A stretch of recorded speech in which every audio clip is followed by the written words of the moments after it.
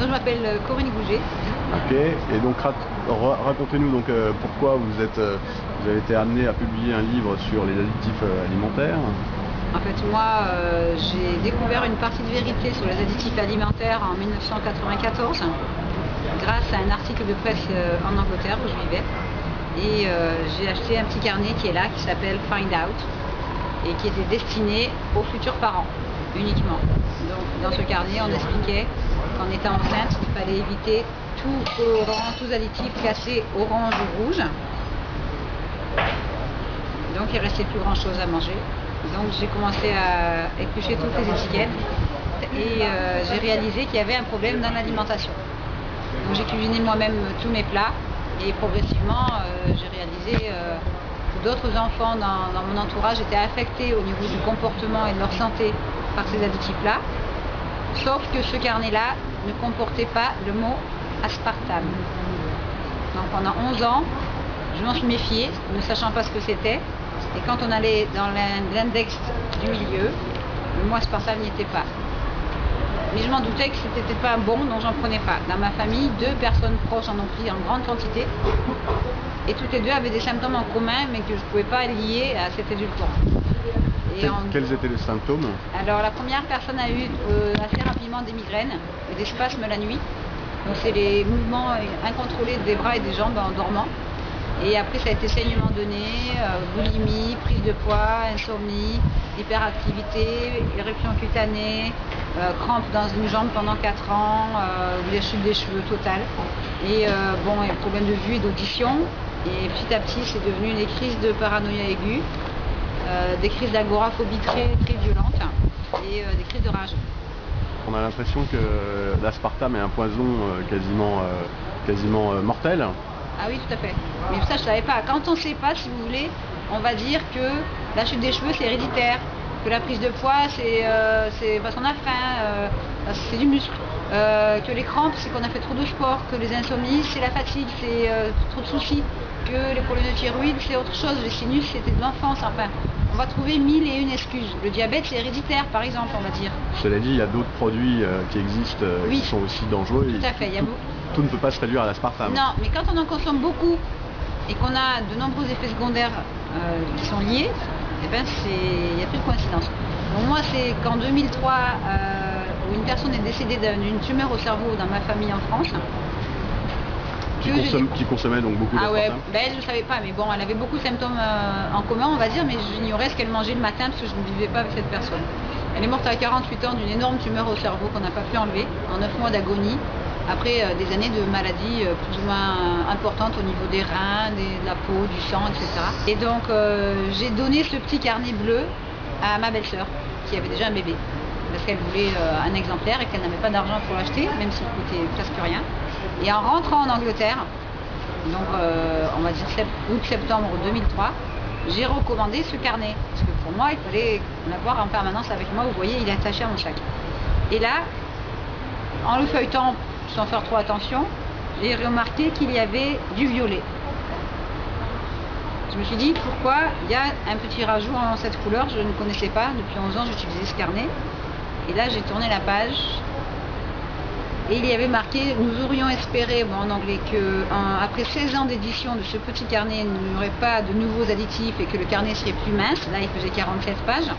Mais on s'est trompé, malheureusement, ce n'est pas le cas. Nous avons découvert le livre Excitotoxine, le goût qui tue, du Dr Russell Blaylock, qui nous montre que la situation s'est détériorée.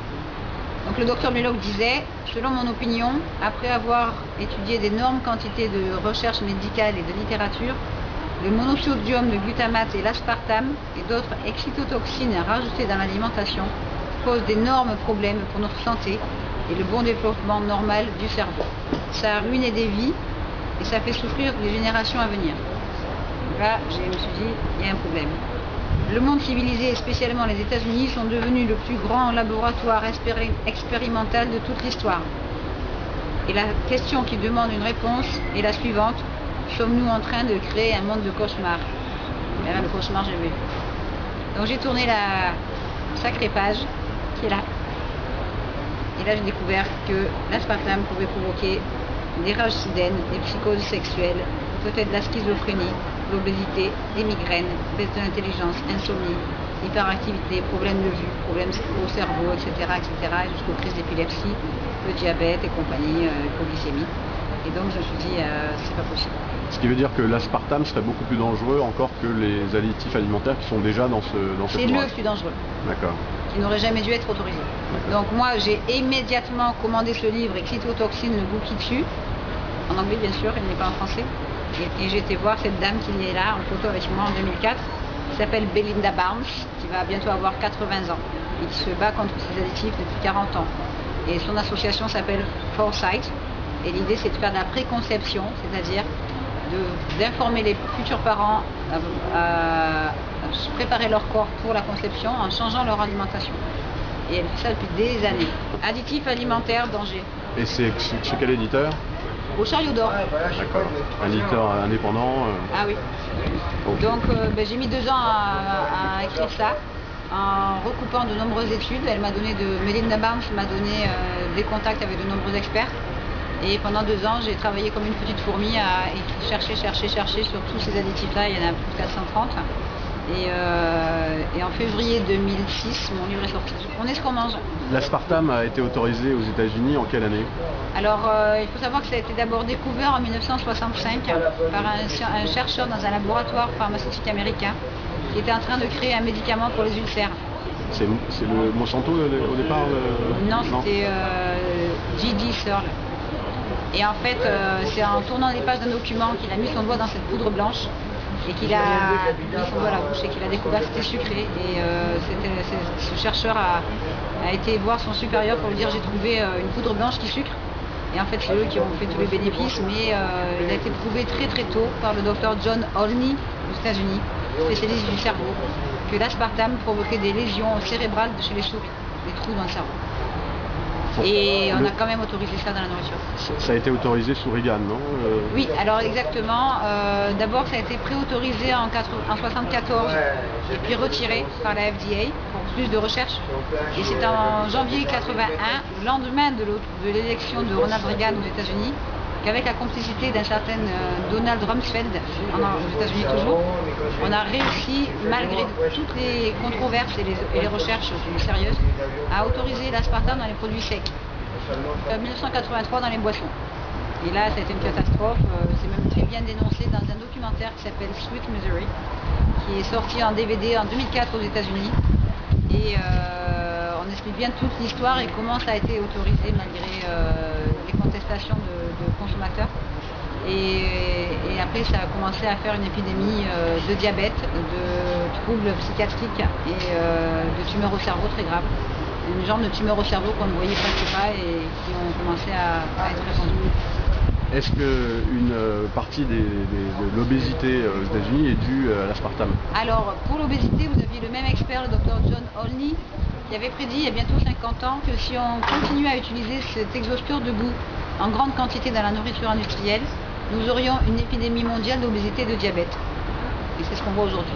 Donc il y a ce produit-là qui peut provoquer le diabète et l'obésité, mais l'aspartame participe aussi à l'épidémie d'obésité, puisque des millions de consommateurs pensant bien faire en utilisant cet édulcorant de table ou sous d'autres formes, puisqu'il y a 6000 produits minimum alimentaires qui en contiennent, pensent bien faire pour leur ligne ou éviter le sucre, et en fait ils se retrouvent des fois dans des cas d'obésité morbide jusqu'à 130-140 kg, sans savoir pourquoi.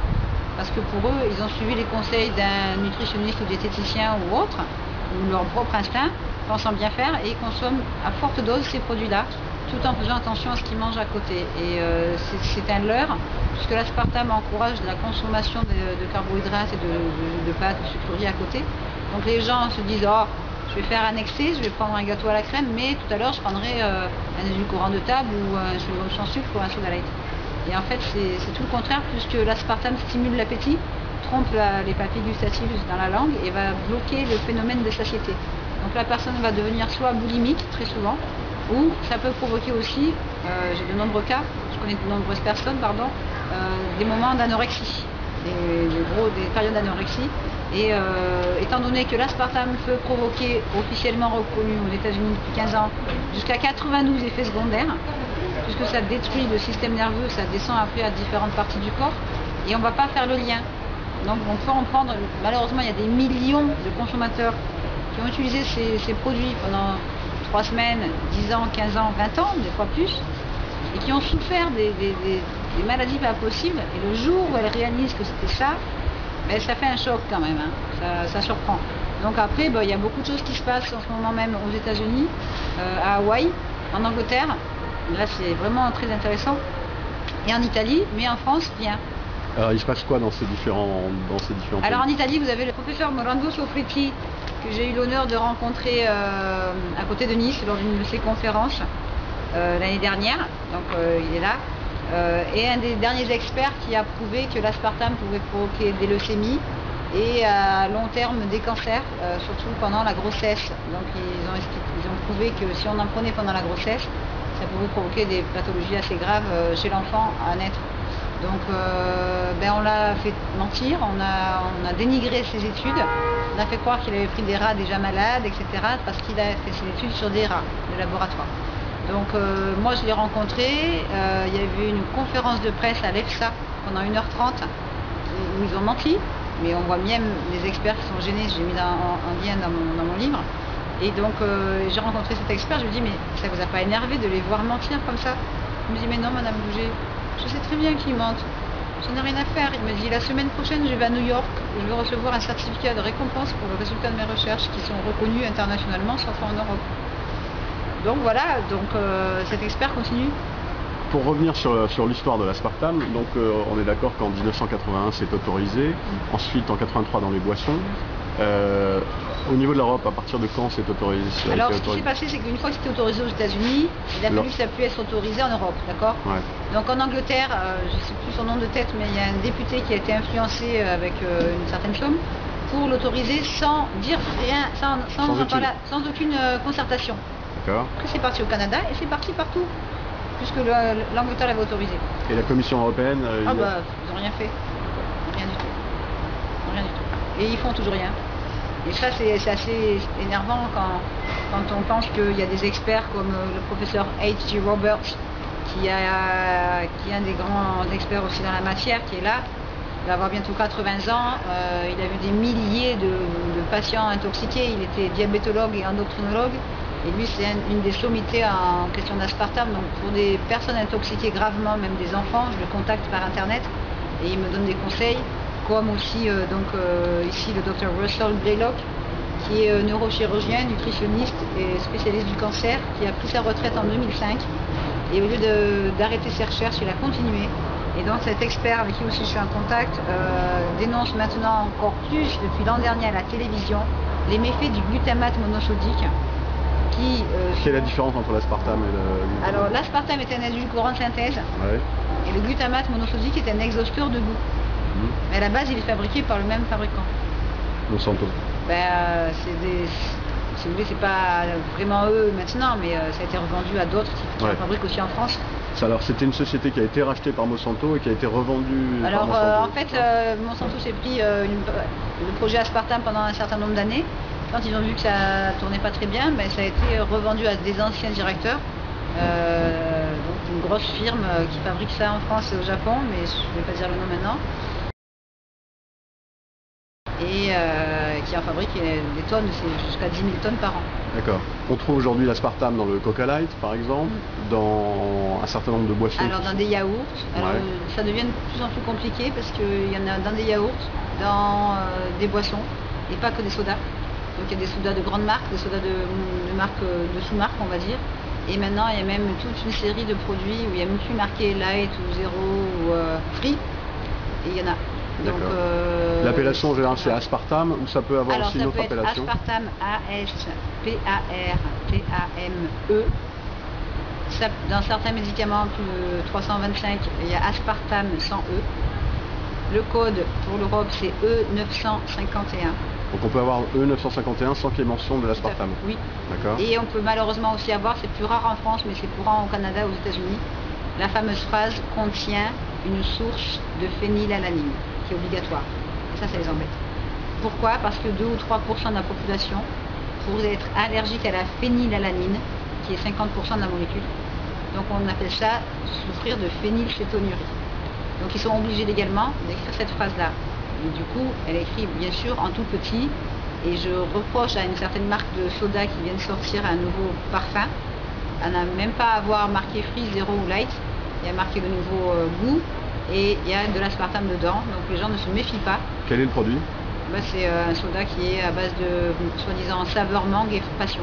C'est très grave. Et là, il n'y a pas marqué avec édulcorant en gros devant. Bien sûr, il y a marqué le mot aspartame dans les ingrédients, mais les gens ne vont pas faire attention. Donc ça va maintenant aussi dans des jus de fruits, des briques de jus de fruits, où il y a des belles images de fruits, etc., où il y a marqué vitaminé. Et en tout petit, vous avez vert foncé sur vert clair avec édulcorant. Et dans les ingrédients, il y en a à peu près 24, il y a l'aspartame. Il faut se dire, j'achète ce produit, c'est mon choix, c'est mon argent, c'est mon corps, c'est ma santé. Donc j'ai le choix, soit je l'achète et je m'auto-détruis, soit je fais attention, on va lire une étiquette une fois, on va se souvenir que ce produit n'est pas bon, on ne va pas le relire une deuxième fois, on l'achète toujours. Sachant que le plus gros danger est chez les enfants. Hein, chez les enfants, selon le docteur Blaylock, ça va 4 fois plus vite au niveau du cerveau. Hein. Donc si vous voulez, l'excuse des fabricants, c'est que le cerveau est protégé par une barrière hémato-encéphalique. Et que cette barrière ne permet pas à ces excitotoxines de pénétrer. Et ça, c'est pas vrai. Donc chez un enfant, cette barrière hémato-encéphalique est en pleine formation jusqu'à 18-20 ans, donc ça passe.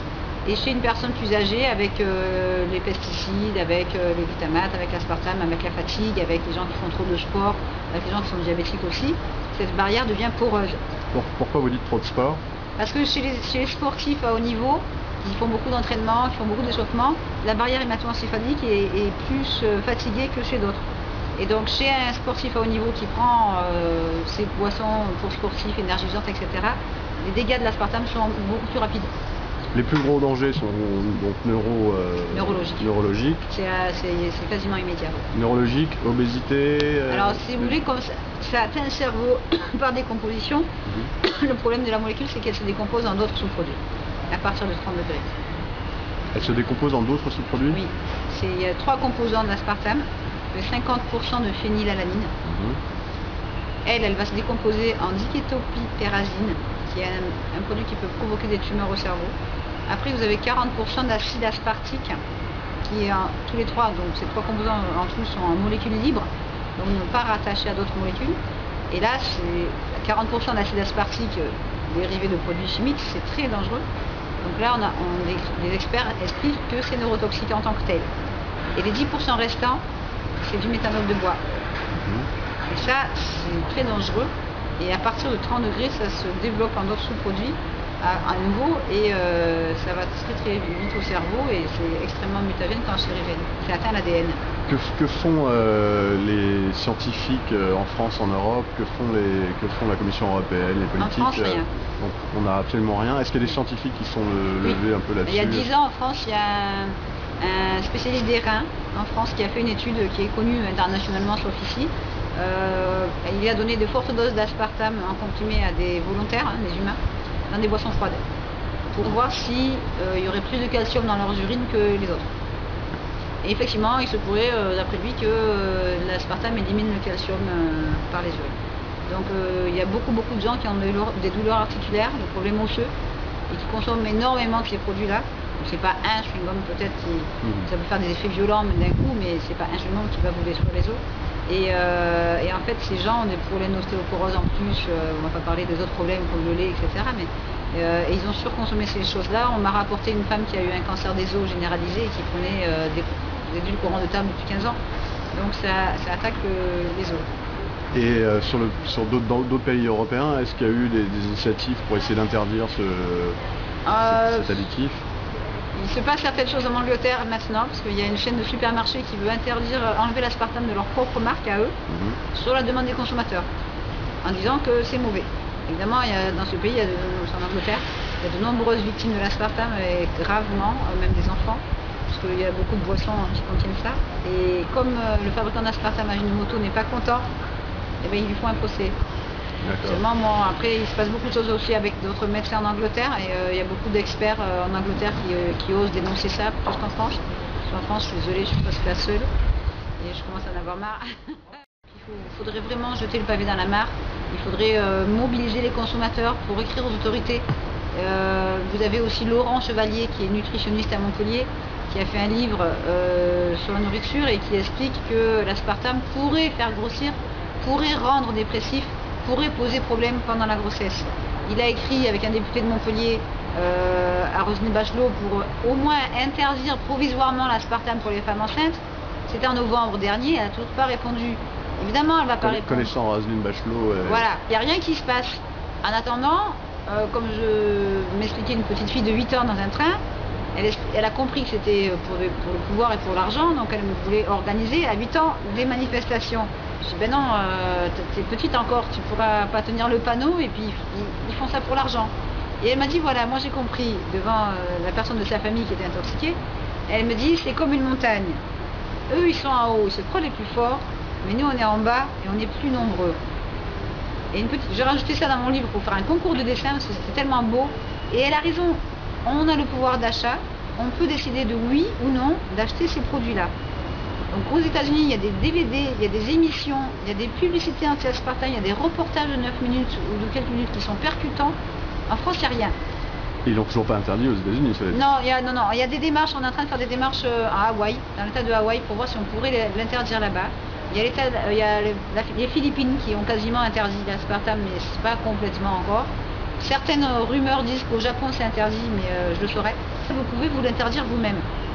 Et ça marche, puisque une personne très connue aux États-Unis qui s'appelle Mark Gold a fait tout un texte pour prouver qu'un grand fabricant d'aspartame perd des millions d'euros par an depuis 4 ans. Donc il y a des gens qui commencent à faire attention, qui refusent de prendre ces produits. Heureusement, il y a beaucoup de gens qui retrouvent la santé. Et ça, j'ai beaucoup de témoignages. Et du coup, les chiffres d'affaires de ces gens-là chutent. Alors, il y a une difficulté à arrêter ce genre de produit quand on en a pris pendant des années. Alors oui, quand on en a pris pendant des années, il faut savoir que le docteur Blaylock l'explique bien même sur internet en anglais, que le but des excitotoxines, c'est de faire chuter le quotient intellectuel des gens et de le rendre dépendant du système et de la publicité. Donc il reste très peu de gens qui vont accepter l'information et qui vont réagir. C'est ça le but, c'est de rendre les gens vraiment moutons. Donc vous allez avoir des personnes âgées qui en ont pris 20 ans, qui vont vous dire mais non, ça me saurait, regarde-moi, ça m'a rien fait. Sauf qu'elle est obèse, qu'elle a perdu plein de cheveux, que ce soit un homme ou une femme, qu'elle a eu des sauts d'humeur, qu'elle a fait une dépression, qu'elle a eu des problèmes de vue, mais elle n'a pas fait le lien. Donc là, ces gens-là, il y en a qui vont vous envoyer balader, qui vont vous dire c'est pas vrai, on le saurait, mon docteur me l'aurait dit. Donc ça, c'est la première réaction. Si vous voulez, il y a une femme qui s'appelle Betty Martini, qui a créé une association il y a bientôt 15 ans aux États-Unis. Elle est là avec moi. Donc voilà. Et elle aide des millions de gens dans le monde entier avec son association à les informer et à les aider pour retrouver cette santé-là. Et ça, c'est sa carte de visite, donc au moins il n'y a pas de souci, c'est clair et net. L'aspartame tue. Donc si on ne comprend pas ça. Donc on est 85 bénévoles pour Mission Possible Internationale, donc moi je suis en France, aidez-moi. Il y a 50 personnes aux États-Unis et 34 autres personnes dans différents pays dans le monde entier. Et étant donné que moi j'ai énormément souffert à cause de cet aspartame-là, j'ai fait mon livre qui est dans 50 pays en français et qui est en d'autres langues aussi. Je fais des conférences, j'en ai fait 26 dans toute la France et des émissions de radio. Et maintenant un petit peu à la télé, mais j'en sais trop, donc ces gens-là n'osent pas venir me voir. Et là, il y a un manque d'information. Après, il faut savoir qu'il y a un phénomène d'addiction. Et plus on en prend, plus on en veut. C'est pour ça qu'il y a certaines sociétés qui font des boîtes de 90, 70 ou 80 chewing-gums. Et donc on va en partager avec toute la famille, ça fait plaisir, etc. Seulement on n'a pas lu les étiquettes, puisque aussi l'aspartame peut avoir la capacité de faire baisser la vue, voire rendre aveugle. Donc on est fatigué, on est stressé, on n'a pas le temps, on fait confiance à la marque. Et des marques, il y en a beaucoup. Il n'y a pas besoin de les citer, tout le monde les connaît. Donc le problème, c'est qu'il n'y a pas marqué attention cancer, attention tumeur au cerveau. Et le phénomène d'addiction rend tellement accro qu'on arrive à manger jusqu'à 22 boîtes par jour. 22 boîtes de chewing-gum 22 boîtes de chewing-gum. Ça fait à peu près du 2000 chewing-gum en 3 semaines. Imaginez, je connais un cas comme ça. Donc c'est très grave. Donc aux États-Unis, il y a 5 cliniques, et au Canada, il y en a 2, où on aide les gens à s'arrêter du jour au lendemain et on les désintoxique. D'un produit qui a été accepté par tous les gouvernements. Voilà. Et en France, il n'y a rien. Donc ces gens-là, mon idée à moi, c'est de leur trouver, j'y arrive, des thérapeutes qui vont soigner avec des méthodes naturelles, donc homéopathie, mycisme, naturopathie, etc. pour les aider à... Bon, il faut d'abord qu'ils aient la volonté de s'arrêter, hein. C'est pas facile. Hein. Si vous êtes en état de manque pendant des semaines après l'arrêt.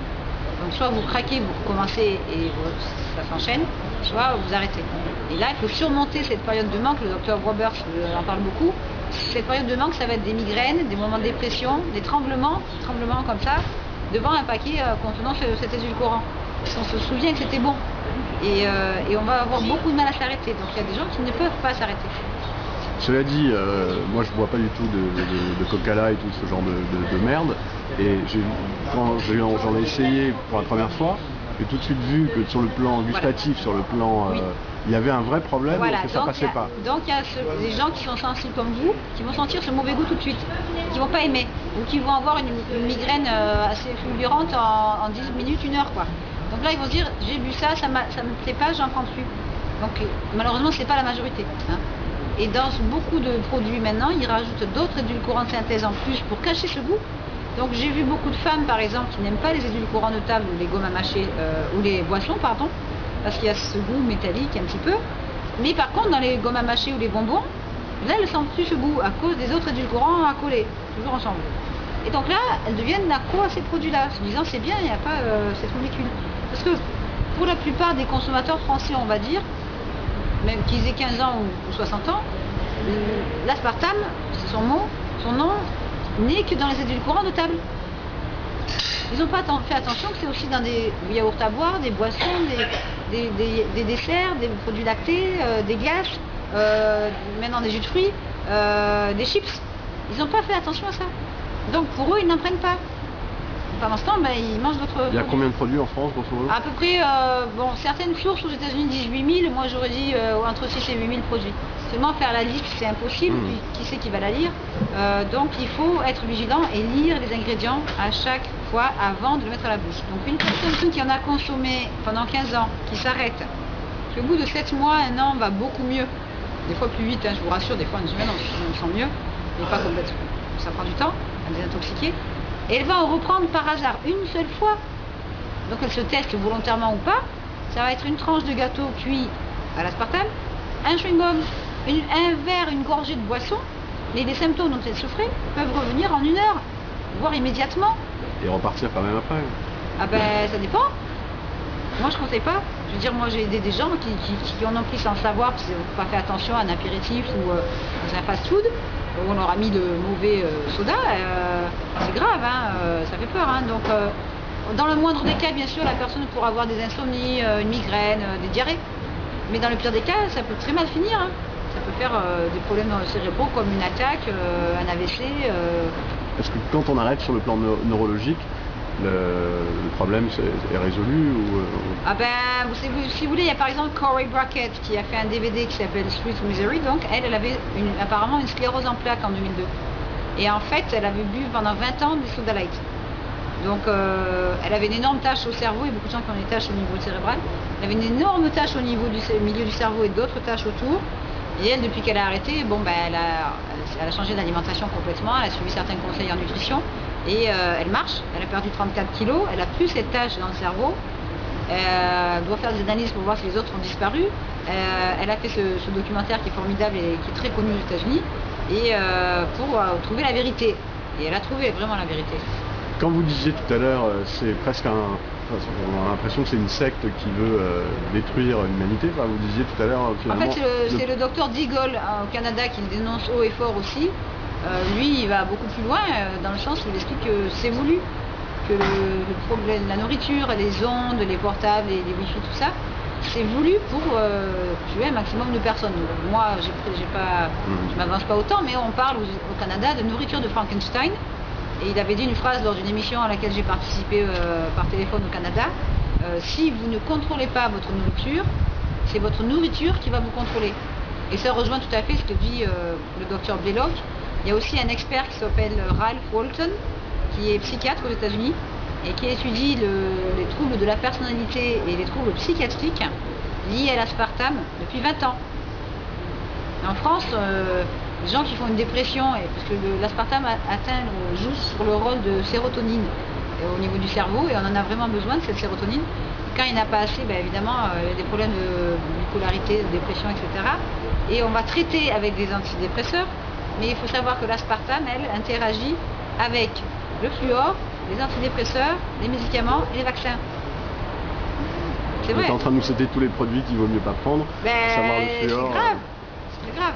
Donc du coup, les gens ne savent pas. Moi j'ai déjà vu une jeune fille dans le sud de la France à 13 ans, qui mangeait des chewing-gums sans sucre depuis des années, qui était dépressive. À 12 ans, on lui fait prendre des antidépresseurs très forts, à 12 ans, à l'hôpital. Elle continue sa consommation de chewing-gum parce que personne, même pas le médecin, lui a expliqué que c'était interactif. Et 6 mois plus tard, elle fait une tentative de suicide à 13 ans et demi. Donc non, moi je l'ai rencontrée, elle était déjà bien intoxiquée. Et il m'a fallu une journée entière d'atelier pour la convaincre.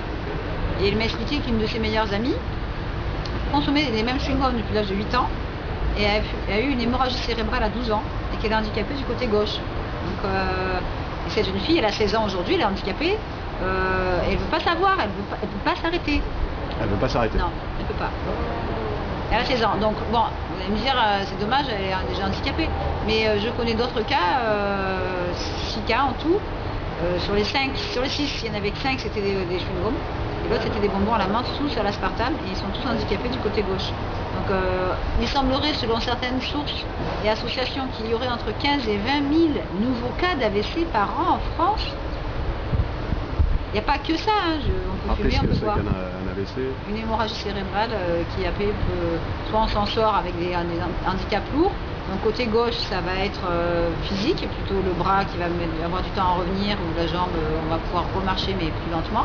Et côté droit, ça va surtout toucher ce qui est parole, mémoire, et le bras va sûrement beaucoup moins bien revenir. Donc on est vraiment hémiplégique d'un côté ou de l'autre, et c'est vraiment dangereux. Donc l'idée, c'est faire de la prévention.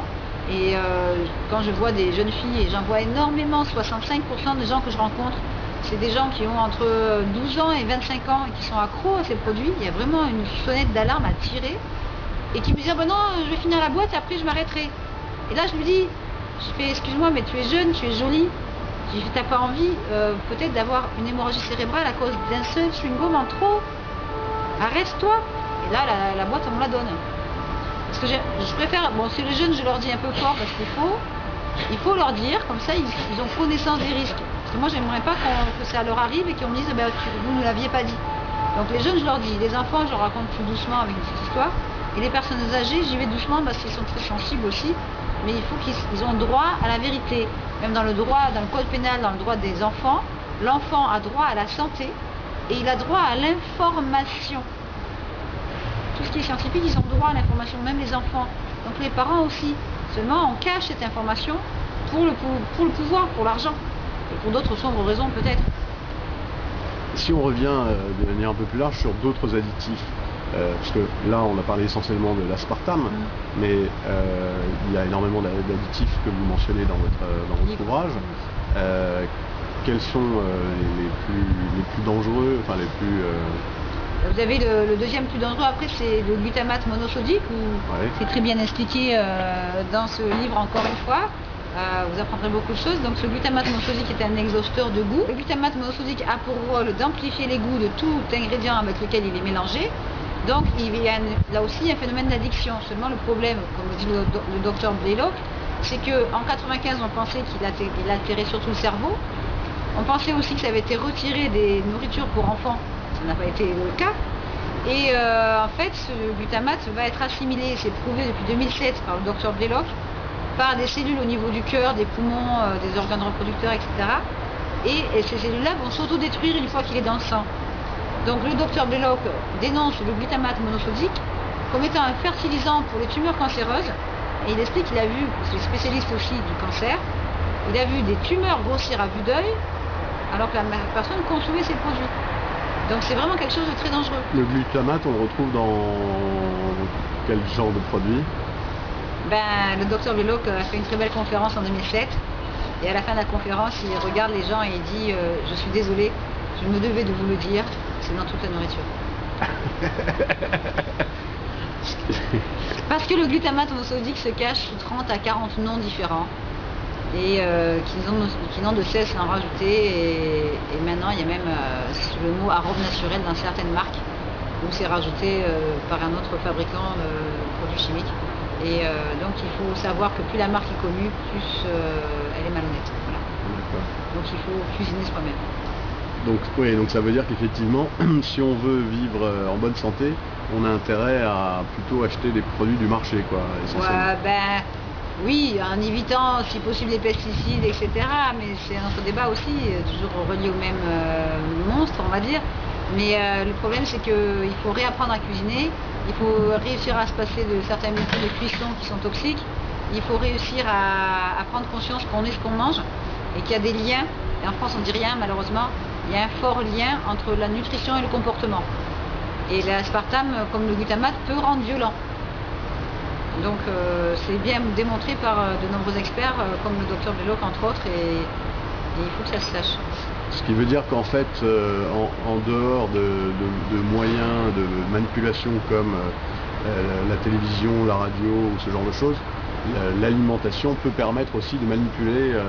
Ah mais c'est le but de l'alimentation, c'est par le biais de ces excitotoxines et puis après des ondes, etc., c'est de détruire le cerveau humain pour faire baisser le quotient intellectuel, jusqu'à ce que la personne, le docteur Belloc le dit tellement bien, qu'à force de répéter qu'il faut manger ça, boire ça, prendre ça, etc., la personne va y croire parce qu'elle n'a plus la capacité mentale ou le quotient intellectuel nécessaire pour réagir. Donc la personne, elle va manger tout ce qu'on lui propose, et il n'y a pas que les additifs malheureusement, et donc elle va devenir dépendante du système de l'État. Donc du coup, on va les manipuler. Seulement à la fin, il reste qu'un petit pourcentage de personnes qui ont la capacité de réaliser cette manipulation, qui vont s'en sortir. Mais le docteur Deagle au Canada explique que le but c'est de tuer des milliards de personnes. On ne tient pas compte de la souffrance d'un enfant ou de parents qui perdent un enfant d'un cancer fulgurant des reins par exemple, à 6 ans, ou de bébés qui naissent avec des tumeurs au cerveau. Alors c'est vrai qu'on note en Europe notamment une forte augmentation des cancers chez les jeunes, chose qui était jamais vue. Ben, c'est grave parce qu'en fait il y a des parents après qui me disent heureusement qu'il y avait les maisons d'un certain fast-food à côté de l'hôpital pour héberger les parents des enfants qui sont cancéreux. Je suis désolée, je veux dire, c'est bien dénoncé que de nombreux fast-food utilisent le glutamate à outrance dans leurs produits. Ce glutamate, si comme le dit le docteur Belloc en 2007, augmente la taille des tumeurs cancéreuses, on peut donc présumer que les fast-foods participent à l'épidémie d'obésité et de cancer. Et après, on va construire des maisons pour héberger les parents à côté de l'hôpital pour qu'ils aillent voir leurs petits-enfants chéris en chambre stérile. C'est n'importe quoi. On produit le cancer et après on fait la maison. Voilà, c'est ça. Je suis désolée. Bon, je compatis avec la douleur des parents qui perdent leur enfant de cancer, c'est très grave. Mais il faut faire de la prévention et apprendre aux parents à bien manger avant la grossesse, pendant la grossesse et à élever leur enfant sans produits chimiques. Seulement, en France, on est loin du compte. Loin du compte, très loin du compte. Qu'est-ce que vous voyez, vous, comme moyen d'action? Donc vous agissez en essayant de faire des conférences. Voilà, des ateliers. Je fais aussi certains ateliers de lecture des étiquettes. Parce que j'estime que si on prend des jeunes parents de 35-40 ans maintenant, ils sont la génération cobaye, ils ont consommé à outrance ces produits. Et donc, il faut motiver leurs enfants à lire les étiquettes. Et j'ai des petits lecteurs de 6-7 ans, dans 50 pays, qui déchiffrent ces étiquettes avec une loupe. Alors le problème, c'est qu'effectivement, ces étiquettes souvent sont très petites. Oui. Et il vous faut quelque chose comme ça. Voilà. Une loupe. Donc du coup, celle-là elle est grosse, mais... Et donc, mais les enfants, ils adorent devenir des détectives d'étiquettes. Et j'ai même des lecteurs de 14 ans qui se promènent dans des supermarchés avec leur maman, qui s'apprêtent à acheter des chewing-gums sans sucre et qui disent « Maman, non, tu achètes plus ça, il y a de l'aspartame. » Donc c'est très bien, je suis très contente que des adolescents achètent mon livre et s'en servent. Et j'ai vu énormément d'adolescents qui, après quelques semaines d'arrêt complet, sont moins dépressifs, moins fatigués, ils ont une meilleure mine. En quelques mois, ils n'ont plus de cernes sous les yeux, ils n'ont plus de boutons. Il n'y a pas que la puberté ou la ménopause. Et les cheveux repoussent, parce que l'aspartame fait aussi tomber les cheveux. C'est hallucinant. Et j'ai vu des jeunes filles de 20 ans, en un an, les cheveux, ils avaient repoussé. C'est magnifique. Donc c'est souvent réversible et c'est ça, on me dit souvent comment tu fais pour tenir le coup et continuer. Quand vous voyez des pères de famille, des mères de famille qui perdent du poids en arrêtant que ça, des cheveux qui repoussent, des gens qui sont métamorphosés physiquement dans le sens positif, et qui viennent vous voir et qui vous disent « Madame, vous m'avez sauvé la vie, je vous remercie, je ne suis plus dépressive, je ne suis plus agressive, je dors mieux, j'ai maigri, j'ai rajeuni ».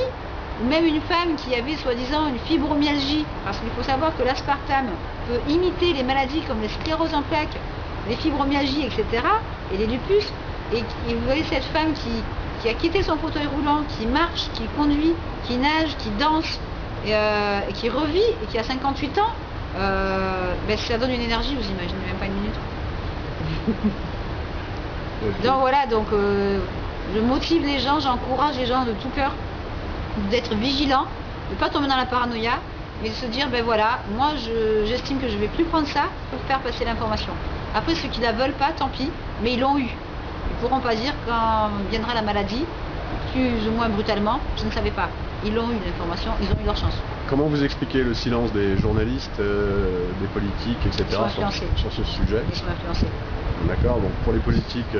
On va citer Thierry Soucard qui dénonce sur le site de l'AFSA, sur internet, que 65% des experts ont des liens avec les industriels mais ne le dénoncent pas. Je connais d'autres personnes qui ont de la famille, qui travaillent pour les autorités, et dans les locaux de ces autorités-là, on dit faut pas manger ce qui est surgelé, c'est glutamate, il faut faire attention, l'aspartame c'est pas si bon que ça.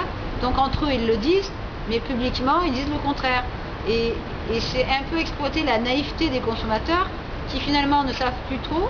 Il y a des émissions sur certaines radios nationales qui sont outrageusement mensongères, sous influence, et du coup le consommateur non averti ne sait plus si c'est dangereux ou pas, et dans le doute il continue, au lieu de s'abstenir.